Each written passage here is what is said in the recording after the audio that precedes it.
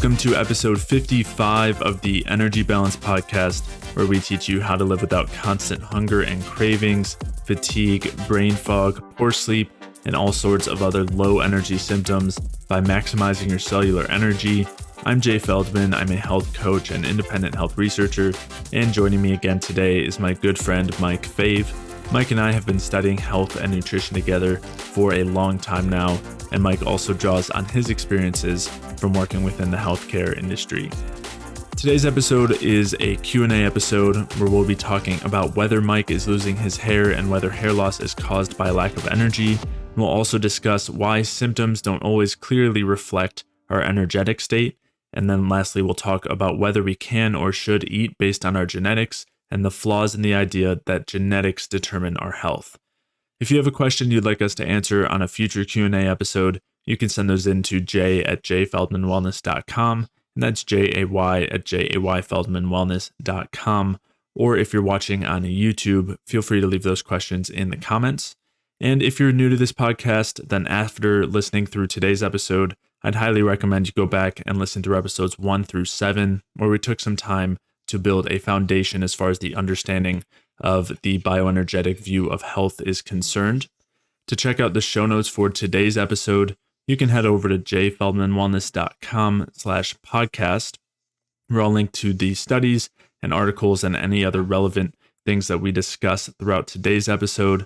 And if you're dealing with any low energy symptoms, whether that's chronic cravings and hunger, low energy or fatigue, chronic pain, weight gain, or trouble putting on muscle, or any digestive issues or gut inflammation or any other gut symptoms, or brain fog or poor sleep or insomnia, or any hormonal imbalances and any related symptoms there, or if you're dealing with any chronic health conditions, whether that's an autoimmune issue or heart disease or diabetes or any other chronic health condition, then head over to jayfeldmanwellness.com/energy, where you can sign up for a free energy balance mini course, where I'll explain how these different symptoms and conditions really come down to a lack of energy. And then I'll also walk you through the main things that you can do as far as diet and lifestyle are concerned, so that you can maximize your cellular energy and resolve these symptoms and conditions. So to sign up for that free energy balance mini course, head over to jayfeldmanwellness.com/energy. And with that, let's get started. But yeah, moving on to the next question, which is actually a question for you, Mike, which was anonymous, which was saying that I noticed Mike lost hair since your second video 2 years ago. Surely if the body is producing enough energy, hair should not be lost. So I think the first thing that we have to clarify here is that prior to doing in all the other podcasts, I did not shave my head. And recently I did shave my head. And I think shaving my head sort of revealed where, I guess, essentially where my hairline was in here. So, so this is sort of, I guess, the way it looks on camera and the way everything is kind of deceiving to where I was before, or at least having how I had my hair before, at a longer length and it would go over to the side, was deceiving to where my hairline actually was. So as far as my hair, it's been pretty much, it fluctuates back and forth. And I have pictures from different time periods over the course of the years where you can see where I was drinking a lot of milk when I was at one point. My hair was actually probably worse than it is now. And then at a certain point, I got out of whatever stressful situation I was in, and I can go into some of that a little bit. And my hair actually grew back a little bit for a period of time. And then I went into working night shift as a nurse and staying just being on a night shift altogether, and started to recede a little bit. So I've had a fluctuation of my hair back and forth, back and forth, back and forth. As far as my family goes and predisposition, all of my mom's brothers, or most of my mom's brothers, because some of them are her half brothers, I think, they actually lost their hair at 20, slick bald at 20, 22.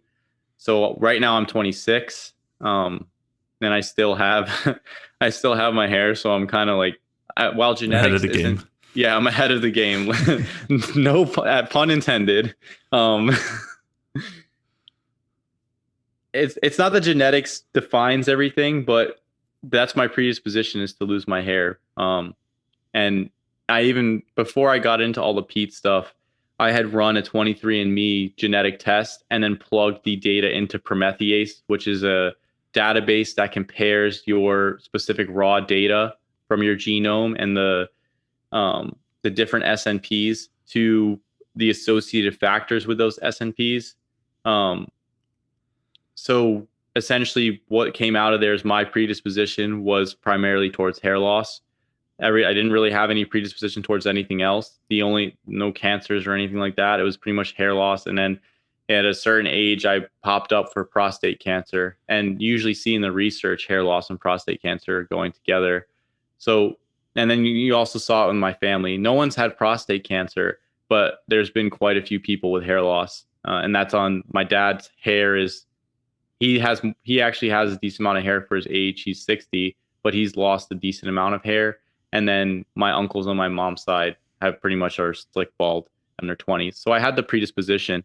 The other thing is I started losing my hair when I was, I think, in high school after I had gotten my gallbladder removed. I had went through a period of time where I was trying. I was listening, I think, to Dr. Mercola, so I was like trying to eat a raw diet, like mostly raw vegetables and juicing and stuff like that. And then I was also eating a lot of nuts and I was eating a lot of beans.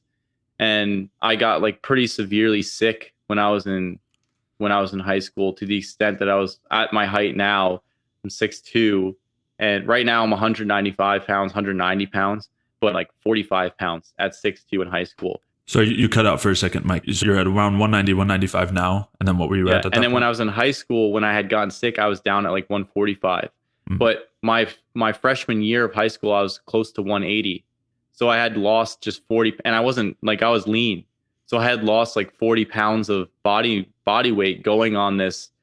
And it wasn't a vegan or vegetarian. It was mostly plant-based vegetarian, but I was eating eggs and chicken and fish. Like I wasn't cutting those things out. I was eating sardines. I was eating chicken. I was eating eggs for breakfast, but it was just a lot of nuts, a lot of nut butters, a lot of beans, and then a lot of raw vegetables and juicing. Because at this point in high school, I didn't know as much as I knew now, and I mean, this was part of learning that stuff. I was testing diets out. I was seeing what worked. I had tried a whole bunch of different diets. I tried a bodybuilding diet, and then I started looking at Mercola stuff, and it was raw. And I see the plant-based stuff before this stuff was even a thing. I was always interested in diets and nutrition and what have you, all these different areas, research. So I was looking at some of the research. I was listening to what Mercola was saying, different bloggers, and essentially I was like trying it, but that stuff made me like pretty ill. So the timeline was in high school, I was doing a bodybuilding diet for a while. I got up to about like 175, 180 pounds. That was probably freshman and sophomore year. And then I switched over to like the raw stuff because I was like, well, maybe this is better. Like people were saying they're feeling this, they're feeling that. And then I got like pretty sick, like actually really sick. I wasn't able to eat. I was eating like one meal a day in the evening, and I was still working out every single day and still playing basketball like for two teams. And so I just started like degrading, and I just lost a lot of weight. And I went down to 145, and I was like really sick. I was just like doubled over in chairs for hours. And eventually I went to a GI doctor. I went to my primary care and he didn't know what was going on. And then so he referred me to a specialist, which was the GI doctor. And he basically wanted to tell me that everything that I had going on was just GERD. And so he scoped me like twice and basically they didn't find anything. And so he's like, "Oh, you just have GERD." But I didn't have any burning and the pain wasn't in my epigastric area. The pain was on the right side. So then like after going to this guy probably like 4 or 5 times and him then telling me it was stress and like trying to just write it off and all this type of stuff, they sent me to a cardiologist. And then basically like at this point my body temperature was really low because I was juicing like kale and stuff like that and eating tons of nuts, and my heart rate was like resting in the like low 40s. And so the cardiologist, like when I went to them, he was like, "Wow, your heart rate's really low, like something's going like it's like too low." And then it's like, well, maybe it's just because you're an athlete, all this stuff. But I like wasn't feeling well at all. And then I went to a they basically sent me over to a surgeon next, a general surgeon, because basically all of them were like, "We don't know what's going on. We don't know what's wrong with you. Like you seem fine overall."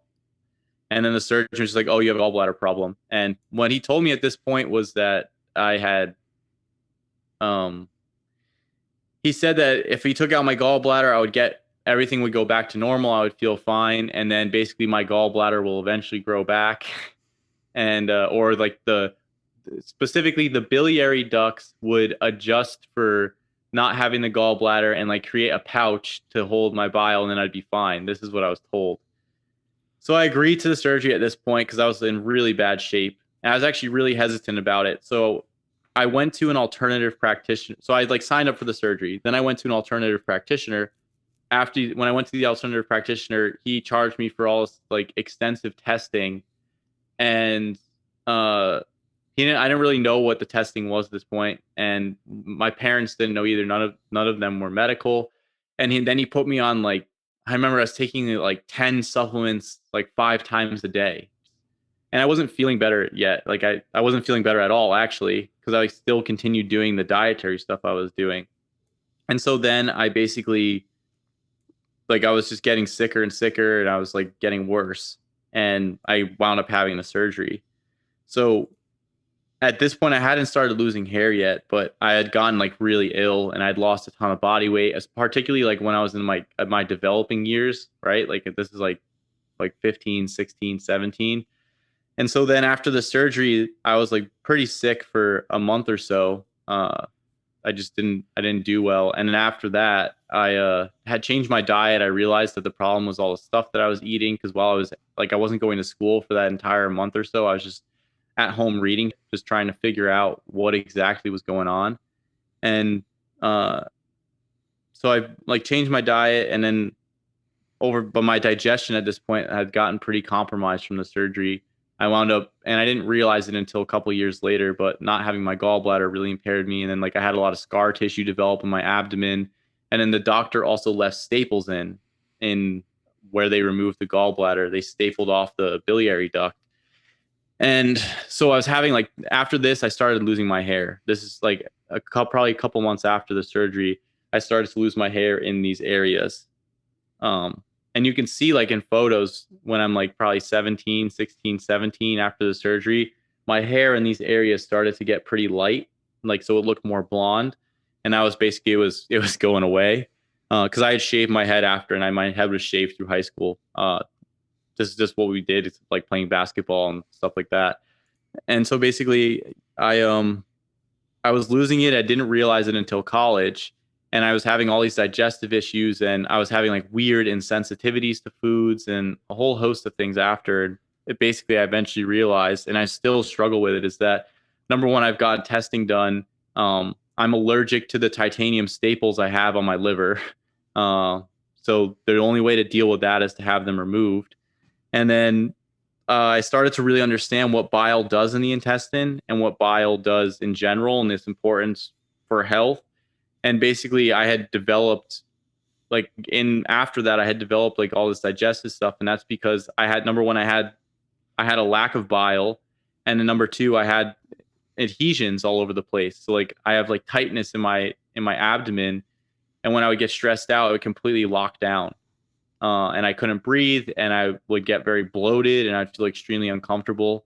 So eventually, I went to active release practitioner, and he like started to do some work. He broke up a lot of the adhesions, and then I was at during that time, I was basically researching on how to break up adhesions, how the fascia works, and all, and that's where I got interested in that, and then I started doing it to myself. So I've gotten a lot better there, but still, then I got tested for the allergy to the staples, found out that I have the allergy, and then as far as the bile stuff like that one, I still haven't really figured out because I don't react well to bile supplements, and I don't have the gallbladder, so I don't have a concentrated source of bile. So like my digestion is pretty much chronically impaired and is pretty sensitive to a lot of different things. So, and that's why I've had to learn so much about diet and learn all the different interactions and how the systems work and the microbiome and like how things are supposed to function in the small intestine versus the colon.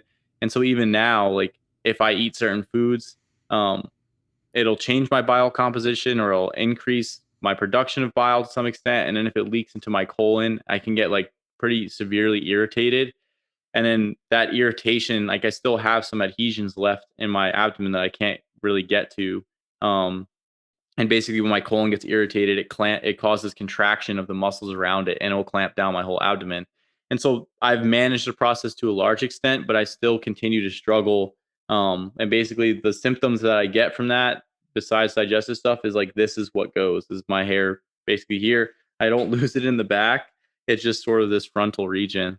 Um, and so that's just been an ongoing process for me, and that's sort of been my biggest health struggle, is after like everything related to after having that surgery and the complications of it, not having to file the staples, the adhesions from abdominal surgery. And then just besides that, um while dealing with all this stuff, like working as a nurse in the hospital for about a year and a half, almost 2 years, I was on night shift. And so when Jay and I first started doing podcasts, I was on a night shift schedule. And so I was just like we'd be doing podcasts at like, I don't know, what was it like after I'd stayed up all night long, like at 6 o'clock in the morning. So, or 7 to 8 o'clock in the morning, we would start doing them because I would never, when I was on night shift, I would never switch back to day shift. I just stayed on night shift the whole time because flipping back and forth really messed me up. So there was that, and also like working in the hospital. The people don't realize nurses only work 3 days a week, but what we do is it's usually supposed to be 12 hours, but your shift, if anything happens, could run 13, 14, 15, 16. Sometimes I work 20-hour shifts if there's emergencies with snowstorms and whatever else. And that stuff, I mean, technically it's illegal to work a 20-hour shift, at least where I was living, but that stuff took a huge toll on me as well, while trying to figure out everything that was going on with my digestion. And so that has always been, the nursing thing and then like the surgery have been things that have continued to like provide stress, um, despite all my dietary strategies and supplementation. And the other thing is like, as far as sleep schedule, took me a long time to recover from being on the night shift schedule. And then even currently, like with the nursing schedule, if I have to go work as a nurse, then I have to get up at 5 a.m. and do, but I won't get home until 9 or 10. And then or usually around 9 p.m. And then I have to relax and I eat at 11. And then I won't go to sleep until 1. And then I wake up the next day at 5 and go to work again. And so, and I just worked however many hours. So like doing stuff like that still provides like kind of an element of stress that until recently I wasn't able to get rid of, right? Because I needed to work to make money. So I just sort of dealt with it. So there's been like probably years where I haven't like had a consistent sleep schedule. Some days I'll sleep 3 hours or 4 hours, and other days I'll sleep 8 or 9 hours or 10 hours. And it just flip flops like that all the time. And then with current projects I'm working on, sometimes I'll sleep 2 hours or I'll stay up all night still. And then the next day I'll be work at a regular day. So I'm kind of still all over the place with sleep schedule. So I think, I don't know if that gives context to like my hair loss, but it haven't been losing. I haven't really been losing that much over time. It's been fluctuating a little bit back and forth, mostly in how much goes from here. When I Mhm. shaved my head, it became more apparent, and then I still have other things in my lifestyle that I haven't like perfectly figured out. So Yeah. yeah, Yeah. So, like, yeah, I mean, a couple of the huge points there are like the hair, like it's not as simple as you just lost hair in the last 2 years, because as you mentioned, it's fluctuated a lot, and it's actually, just because you shaved your head, it just looks like, yeah, you can just see things that you didn't see before. But the other huge thing that you're getting at here is that not only are we not perfect now, which we know that we're not, we know that we don't know everything, and we know that there's still things that we're doing that can be further optimized. And not only not only that, but also we've definitely made a ton of mistakes in the past that have come at various costs. And yep, then on top of that as well, there are certain scenarios where we still choose to sacrifice our health in different ways for other things that we feel are, priorities or goals or whatever it is. And obviously that's not ideal either, and that's a choice that we may make in different contexts. So uh, I think those are like yeah, all important points, and you talked a lot about all of those things. So yeah. go ahead. I just I think it's like, while I can condense the story into a couple minutes, like there was years of time where I was like digestive wise, like severely struggling. And then there was also Mhm. like and thinking, and you were there for that when I was in college. Like my family had like a ton of issues as far as parents getting divorced and all that stuff. And that stuff actually like severely sped up my hair loss to like a huge extent. Um, and just like made it, those things were like those extremely difficult times, that stress, like each time, like the surgery and then all the digestive issues after, and then with my family like completely collapsed, like all those things, they each time like aged me a little bit, and like had an effect on hair loss and had an effect on, because I remember like when we were in college, like I couldn't grow a beard. I didn't have a single ounce of chest hair. Like I didn't we both of us didn't, like we just looked like boys. And then I guess like I had all the digestive issues and everything. And then my family started having the issues. And I just remember like when all that was going on, just like I started growing a beard, I started getting chest hair, I started losing my hair, started like things started going wrong. We were on like a zero carb diet for a little while. Like all of these experiments took their toll over time. And it's like what you guys get from us now is like years of like I started experimenting with diet and stuff when I was 13, like 12 or 13, when I got in the gym and started reading bodybuilding stuff, and then it just like went from there. It's like you're getting like culmination of trying keto, trying carnivore, trying plant-based, trying raw, trying Mercola stuff, trying whoever stuff. And then sometimes like some of the experiments went like horribly wrong. Um and then also like the consequences of not knowing enough in those times went horribly wrong, and sort of just like figuring it out as we went, right? Like constantly adapting to what was going on, like trying to figure out like strategies and how to deal with everything. So yeah, there's definitely like, as far as like think in the past years of my life from high school through college up until now, like hasn't necessarily been low stress, right? Like when I was in high school, I was having health issues. My parents were having tons of issues. And then when I was in college, my family issues, even though I wasn't living with them, got like exponentially worse with like a whole, I don't want to talk about them specifically, but like a whole bunch of stuff going on while we were in school. And then afterwards, like trying to manage what was going on digestive wise and health wise with working night shift and trying to do everything as far as like nursing and handling nursing and working the environment of nursing, even though I was like kind of diametrically opposed to everything that they do. Like I just remember going to work every day and just loading it, just being like, God, I have to go to this again. Just like having my days off and being like, I just worrying about it. Like my first day off, just waking up and being like, I have to go back in 3 days. Like just, and the thing is like, I'm not saying this is unique to me, because I know other people do this. Mm-hmm. And so like when we talk about strategies and healing and this and that, it's like the things that I've been doing have allowed me to handle that stress so much better. All the metabolic stuff has allowed me to, like, I still function. I can still read articles all day long. I can still put out a podcast in 2 hours of sleep and do these things. Now, is it ideal? No. Do I recommend people do some of the stuff that I've done? Definitely not. Do I recommend people work night shift? No, I really don't. But sometimes like sometimes things are unavoidable, right? Like when I got out of school, I needed to make money. And so like it was either work in the nursing home and work 16 hours, like 4 days a week, or it was work night shift and have like less stress. So, and like get paid a little better. So I had to make a decision. And that's just like, Yeah. I had consequences for some of my decisions. Right. Exactly. Yeah. It's unfortunately we can't always make, like, we don't know, we have to make those choices and sacrifices sometimes. And along the way too, both of us recognize the cost of those things and are always trying to improve our environment so that we don't have to do those things. But that's, part of that is just the reality that we live in.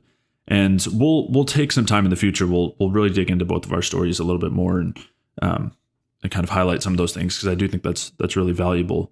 But to circle back to this question a little bit more specifically, because there is something else I wanted to talk about here, which is, there's a lot of, I guess anytime that anybody is looking for somebody else's health advice, they're always trying to evaluate whether they're healthy and whether they can walk the walk or whatever. And as this question was pointing out, like, isn't the relationship between having enough energy and hair loss? And I'll extend that to any other symptom. And I mean, on one hand, I just want to mention there tends to be an excess focus on hair in the bioenergetic community. And I think that's just because of Danny Roddy's focus on it and him being such a big part of this community. But I think it's important to put that in context as well, as far as the relationship between energy and any other symptom or issue. Where, as we've talked about, yes, any of these things comes down to a lack of energy as the kind of baseline problem. Whether it's an issue with skin or hair or digestive or liver health or reproductive health, whatever it is, all of it does come down to an energy deficit. But you were also mentioning a little bit about predispositions, and that matters as well when we're evaluating any symptom. And so there's variability between people as far as what symptoms would be exhibited at different degrees of energy deficits. And as we talked about, neither of us are perfect. We've experienced anywhere from severe to very minor energy deficits throughout our lives due to various things that we've done, sacrifices we've made, mistakes that we've made, whatever it is. And, you shared some of those, and we'll dig into our stories a little bit in the near future. But considering that, different people will experience different symptoms, even at the same level of energy deficit, and even at the same level of physiological stress. And you've talked about this, seeing this in patients in the hospitals and things, where you might see somebody who has some really severe degenerative states, like really severe health issues, and maybe you can like touch on an example here, but yet they'll still have like a full head of hair. Well, yeah, I've seen that. You want go ahead, and Well, so I'll let you share in a second, but just using that as an example to suggest that just because one person exhibits a symptom at a certain level of energy deficit doesn't mean that they're at the same level of health as somebody else who's experiencing that symptom. It might take somebody else way more severe of an energy deficit, and way more other issues they would experience way more other degenerative states and symptoms before experiencing hair loss, or they might never even experience that hair loss. So somebody could be extremely unhealthy and they could have all these chronic health issues but be fine, and then somebody else could be pretty healthy. They might have just minor energy deficits throughout the way, and yet they could still lose their hair very early on. And so in either scenario, if we were in a perfect environment, a perfectly supportive environment that led to energy surpluses always, then these symptoms would never be experienced for anybody. But that isn't the reality that we live in at the moment. Of course, we're always trying to create that reality and get closer to that reality for ourselves and for the people around us. Yeah. But the reality is that we're not in a perfect environment. And so, but we still could be in a pretty good environment and experience various symptoms. And again, that doesn't mean that the environment that we've put ourselves in is necessarily worse than somebody else who isn't experiencing the symptom. I hope that made sense, but I was just trying to put create some context here as far as the tie between energy and symptoms, but also the individuality and variability in how symptoms and conditions can manifest, and what that like whether a symptom is really reflective of somebody's energetic state or to what extent it can be. Yeah. I mean, then the other thing I want to point out here is that, so while my symptom was to lose my hair, right? Just to give an example of predispositions, like my symptom is to literally lose my hair in this fashion. I'm not losing it in the back. It's still there, but it will continue to just I get the U, right? I have maintained low body fat percentage this entire time. Sure. There hasn't been a single time where haven't had abs or anything like that, or maintain my musculature, even though I don't sleep or whatever's been going on. So it's like things hit people differently, right? Whereas I have other friends who their predisposition was to gain tons of weight, but they have full heads of hair. Mm-hmm. Or I have other people who they maintain their abs and they're lean and they have full heads of hair, but they have serious skin issues, like terrible acne or psoriasis or eczema or things like that. So everybody has some sort of predisposition, how they're going to present. The way I like to think about it is like a chain, and your metabolism is a series of links in the chain. And then basically your symptom is whatever was the weakest link in the chain, right? Mm-hmm. So me having hair loss or the prostate thing, whatever is that, those are my weak links. If my chain has a stress applied to it, those are going to be the links that are going to break first. So that's, for me, it's like, this is what's going on in my hair is an indicator of what's going on to some. It's like a thermometer, a barometer of what's going on a little bit with my health or my stress. So I know if I start to shed a lot, then I know that something's going on, versus if I don't, if my hair is fine, then I know I'm okay, or if it starts to grow back in, which sometimes it does, then I know I'm all right. So like it'll fluctuate. Like when I work in the hospital consistently, like I start to lose my hair more, and I can feel it. Like at the end of the shift, I start getting itchy in my scalp, and then like hair starts coming out. So you can get a sense of what's good for you and what's not good Yeah. for you with the things that you have going on. Like for example, my girlfriend has psoriasis. Every day that she works in the hospital, that night when she gets home, the psoriasis, which tends to be on her legs, will flare. Whereas if she has like 3, 4, 5, 6 days off, like her psoriasis will completely go away. So there's other factors in there, right? Like she has some food allergies that she developed. She actually developed the psoriasis after the pandemic for COVID because she was working X number of days a week in like pretty stressful conditions, having to gown up fully, just like it was a bad deal for her. And then she hadn't had psoriasis before, and then all of a sudden she had gotten like pretty sick. Um, Something like GI wise, not COVID.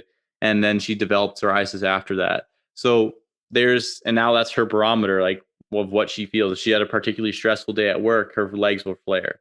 So everybody has their different predispositions. And as far as the hair stuff goes, I know there's such a focus on it in the Pete community. And like I've seen people like they rail on Georgie because he doesn't have hair. He's lost a lot of his hair, or his hair is gone. Or I've even seen people like rail on Pete. They're like, oh, like look at Pete, like he's balding, or like he has the U hairline and he doesn't have any teeth. And it's like, you don't know first of all, you don't know what experiments or what stress they went through in their lives that caused those issues, right? You don't know what people's story is. And you don't know, like, just like where they are now is not just what they're doing right now. It's a reflection of years, their lifetime of accumulated effects. So that's something to keep in mind. But also, I've been in the hospital and I've seen guys with full heads of thick black hair with full blown type 2 diabetes that had led to kidney failure. They're on dialysis. They've had strokes and heart attacks, and they have cancer. I've seen guys like that. I had conversation when I worked at a rehab in New Jersey for a little while, acute care rehab, so for like pretty sick people.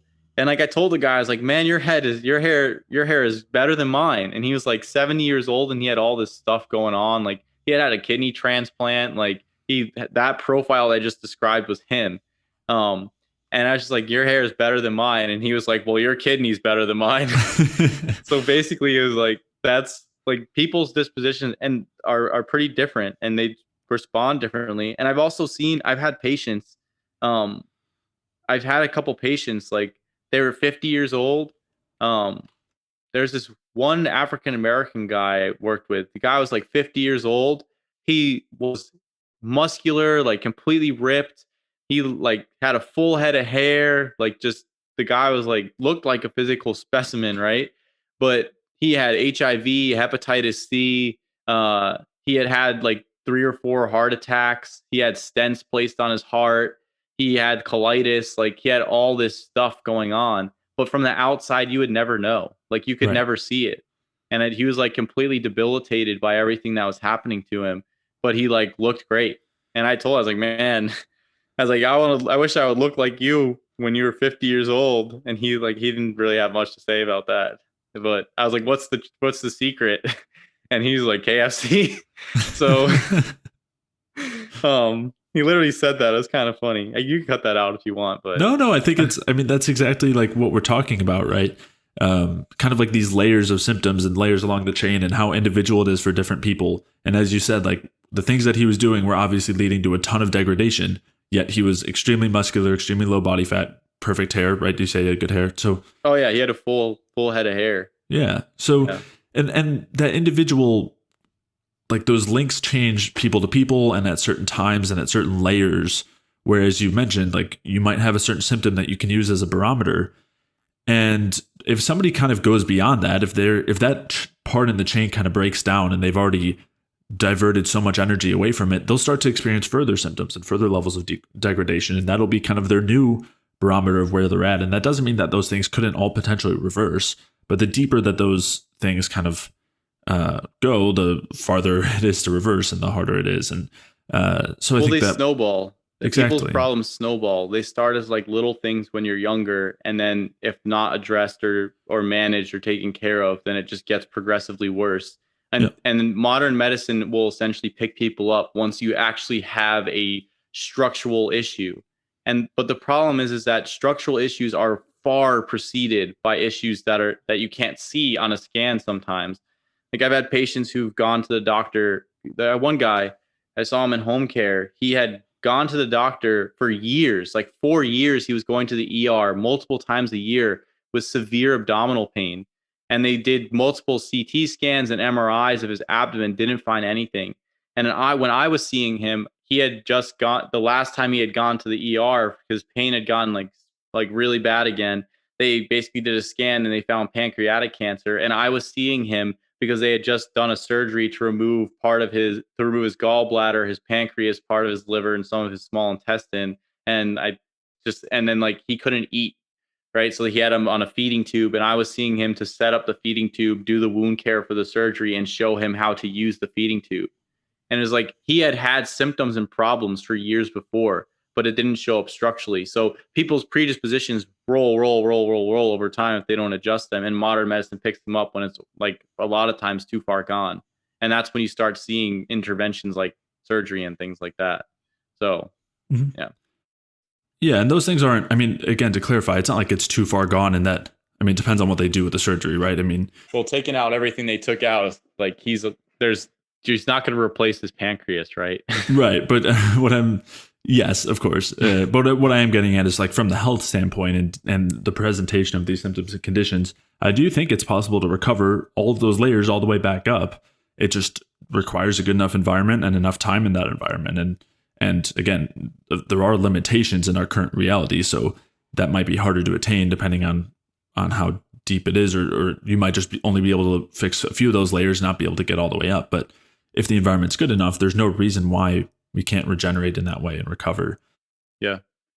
And I think it's really important to realize too that things that are happening to people is not just what they did last week or what they did last year. It's like a lifetime of effects, right? And before that too, I mean, like in your parents' nutrition and maternal nutrition, and in the womb, and yeah, go ahead. That's what I was going to get to. It's like what did your parents eat? What did they do? But also, did you get breastfed? Were you formula fed? What did you eat as a child? Did you grow up on Captain Crunch? Like I know when I was a kid, I was pounding Captain Crunch.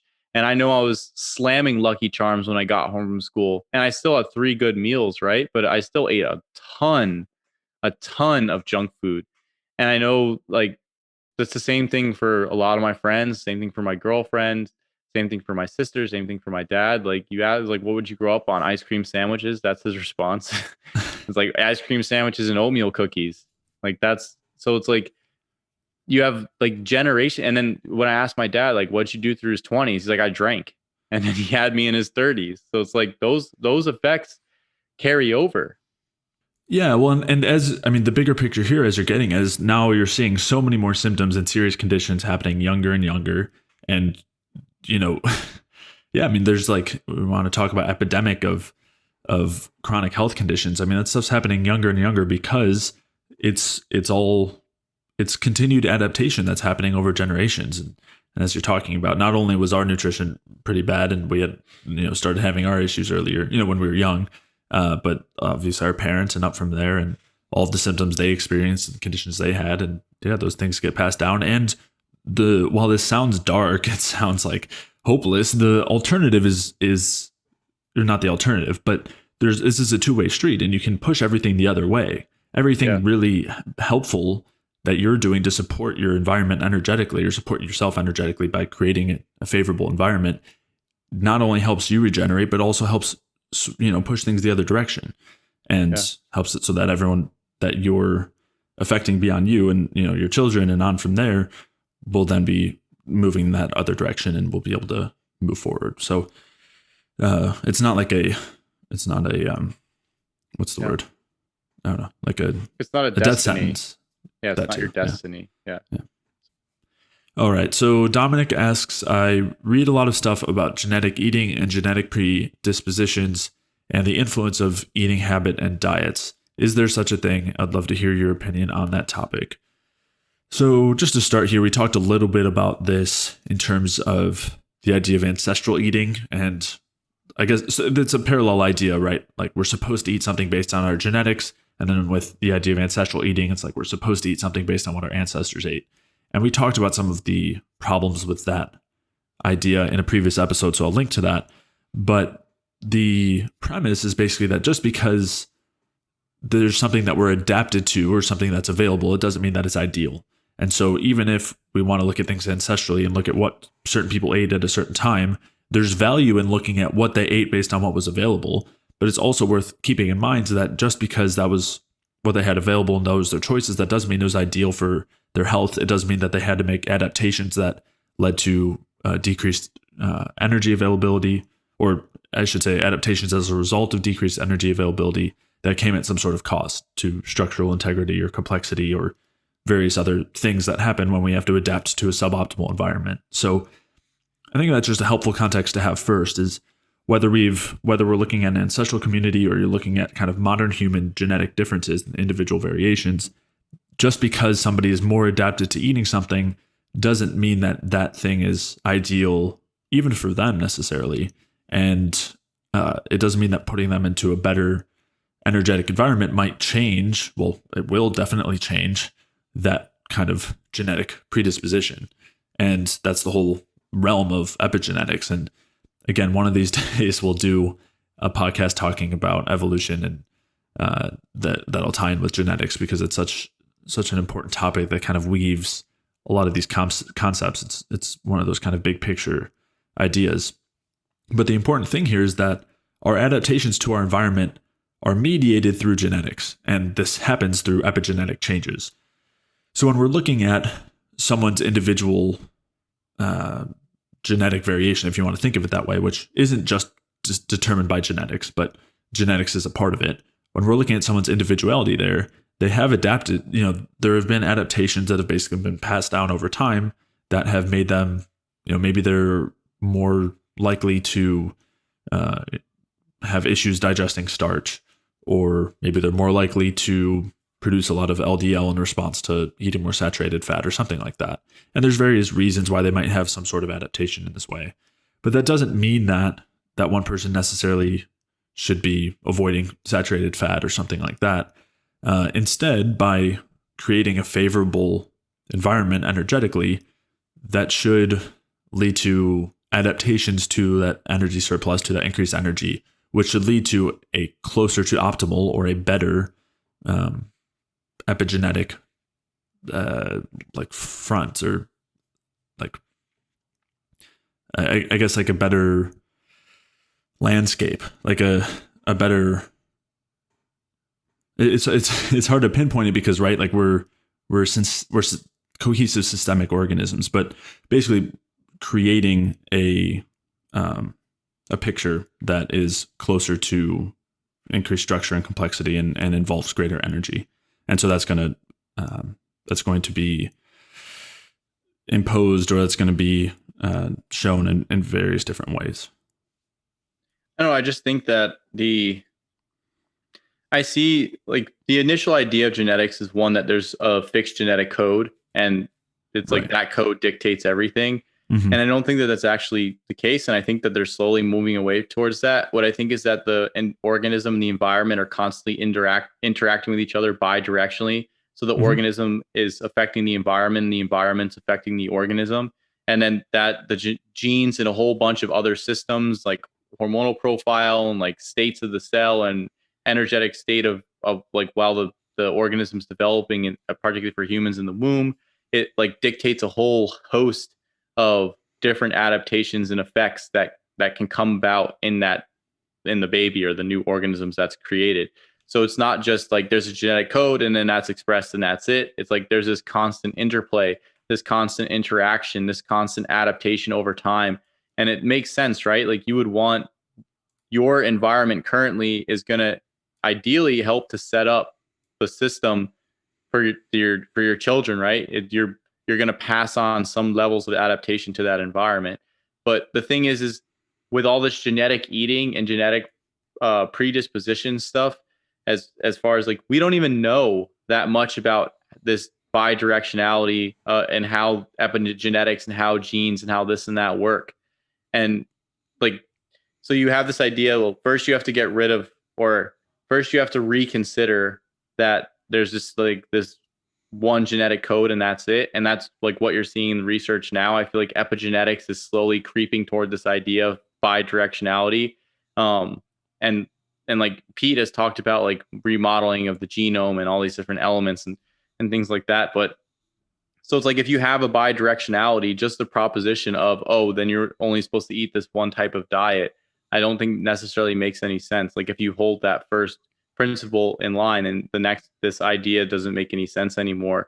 But the thing is, and something that you pointed out is just because those were the diets that you were eating or in that period of time, because like this genetic eating is essentially the same thing as to a large extent as the ancestral diet, especially in light of the idea of epigenetics. So it's like just because your ancestors were eating this certain type of diet doesn't necessarily mean it was the ideal diet. It just means that's what they had available at the time. And with our current like technology and resources, obviously there's much more available.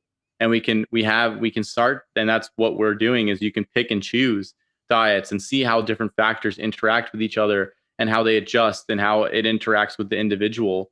And some of the genetic ideas behind eating, it's like they're very reductionistic and they just look at this one pathway. It's like, oh, you have amylase, so you can digest starch, whereas this person can't. And it's like, well, is that true? Can that person not digest starch? Right? It's like, let's see. And then that's sort of like where you start to test and see how you interact with some things. Like some people, it's like I can digest white rice just fine, but I can't digest grain starches. Like, okay, so that was how it expressed in terms of your number of copies of amylase. I feel like what's more helpful for getting an idea of a dietary strategy is having an understanding of physiology and the certain principles, applying those, and then experimenting on yourself instead of just like looking at these reductionistic ideas of, oh, you have this gene, so you should eat this. It's like that extension, right? It's very difficult to make that extension, especially considering how little we know about all that stuff. They were in 2000 or whatever it was. Oh, we sequenced the human genome, or we're going to sequence the human genome. It's like, what has come from that so far? We know all the genes in the human genome, and we haven't done anything with it. That was supposed to unlock everything. That was supposed to give us all the answers. Yeah, and I think like we've had like 100 years of the idea of the gene and genetics, and it hasn't necessarily hasn't given us so much, because I think the fundamental principle there is kind of flawed in that that you have this unchangeable, unmutable genome instead of having this bidirectionality. So I think a lot of it has to come down to experiment, right? The other thing is you have, like, for example, my baby sister's half Filipino, half Italian. What's her genetic diet going to be? What's her ancestral diet going to be? Those are two entirely different diets. Those are two entirely different genetic patterns. My girlfriend is Puerto Rican and I'm Italian. Like, what is our children's diet going to be? So you have a lot of that stuff going on, and it's just, I don't know. I find these genetic dietary, or like this idea of ancestral diet stuff, just, it doesn't make a whole lot of sense if you change some of your foundational beliefs or understandings or principles around what's going on with genetics. And I think a lot of people, especially in these spheres, are starting to agree or starting to understand or accept epigenetics. And it's like, if you do that, then a lot of these other things start to fall off as making too much sense. Yeah, exactly. And so you kept talking about this bidirectional relationship, which is huge. And I think that's such a fundamental point. And what you're really talking about there is the contrary position is that it's genetics first, right? Like everything is cemented into your genes and there is no changing that, and it's entirely random. And so, if you were just in this group of people who happen to have these certain genes, you're just stuck with that. And you have to kind of abide by whatever is supposed to be optimal based on that genetic profile, as opposed to this idea that your environment influences your genes. And that's huge. I mean, that completely changes the game. And as you're saying, that makes it this bidirectional relationship where instead we can actually shift towards a more optimal genetic disposition by improving the energetic supply of the environment and availability inside the body. So that's what you're saying, is that is more, I wouldn't say objective, but that's it's kind of independent from what you're adapted to, and it's instead creating this kind of optimum that you can try to adapt towards. You're constantly in flux with your adaptation. You're constantly adapting. There's never a point where you're not, right? Right. And genes are just part of that. Exactly. They're part of the system. Right. And so, like, while you may have predispositions towards something based on whatever happened ancestrally, like, I think that's fine, right? You know, I don't digest dairy well, neither does my dad, you know, and my mom's brothers lost their hair, and my predisposition is to lose my hair. But it doesn't mean those things are straitjackets. It doesn't mean that it's like my mom ate X and X. Like, my mom does fine with dairy, but my dad doesn't. It doesn't necessarily, like, how are you going to know? Like, a lot of it, I think, comes down to figuring out what works for you. And I think I don't think that these genetic eating profiles give you a good baseline to start with. I think a better, more objective baseline to start with is your subjective feelings and experiences with the foods that you eat, and really paying attention and honing in on how you're feeling about different things. And then also, like, having an understanding of some of the principles. Exactly. Yeah. Exactly. In the context of understanding some of the principles. So, yeah. Like, where my family's from, like, I technically shouldn't do well with pineapple juice, right? It wasn't pineapples in Italy or like in Corsica in whatever the 1400s, right? That wasn't a thing. There was chestnuts, goat milk, and honey. And it's like, me, chestnuts, and goat milk aren't necessarily great friends. So, you know, I think there's a lot to be said. And then, yeah, I think the genetic diet stuff is just even more reductionistic, right? It's like, oh, you should be eating mostly XYZ. Are there probably some helpful things there? Sure, I don't doubt it. Like, I wouldn't completely write it off, but I think it has to be, like, filtered through a large picture context. And then also, I find it hard to believe that you can base your whole diet just off these reductionistic pathways that we don't even have fully mapped out. Well, and why would you want to? Yeah. I mean, why, like the I think it's one piece of the picture. Sure. Yeah. If you even wanted to go that route, because I think for a lot of people, once you start to really trust your intuition and trust how you feel and get a sense of some of the principles, then you can make your decisions without having to get all this genetic testing done. Yeah, definitely. All right. I hope you enjoyed today's episode. If you did, please leave a like or comment if you're watching on YouTube. And if you're listening elsewhere, please leave a review or a 5-star rating on iTunes. All of those things really do a lot to help support the podcast and are very much appreciated. If you have any questions that you'd like us to answer on a future Q&A episode, you can send those in to jay@jayfeldmanwellness.com. That's jay@jayfeldmanwellness.com. Or if you're watching on YouTube, feel free to leave those questions in the comments. And to check out the show notes for today's episode, head over to jayfeldmanwellness.com/podcast, where you can take a look at the studies and articles and anything else that we referenced throughout today's episode. And if you're dealing with any low energy symptoms, whether that is chronic cravings and hunger, low energy or fatigue, weight gain or chronic pain, or digestive inflammation or other gut symptoms, or maybe brain fog or insomnia or hormonal imbalances, low libido, any of these low energy symptoms or any chronic health conditions, then head over to jayfeldmanwellness.com/energy, where you can sign up for a free energy balance mini course, where I'll explain how these different symptoms and conditions really come down to a lack of energy, and I'll also explain the main things that you can do to maximize your cellular energy and resolve these symptoms and conditions.